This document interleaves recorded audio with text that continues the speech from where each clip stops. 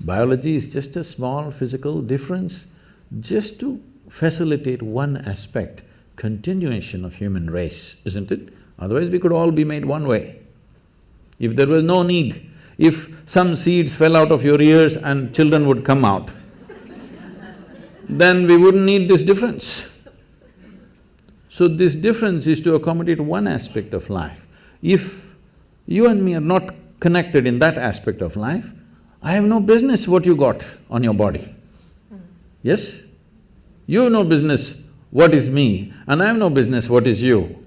The question is, if we're doing something together, well, do you make sense or do I make sense to you? That's about it. But biology has become a very big thing.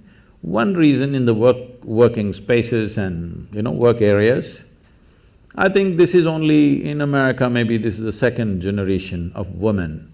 Or really I can say this is really the first generation of women who really stepped out to work in every arena of life.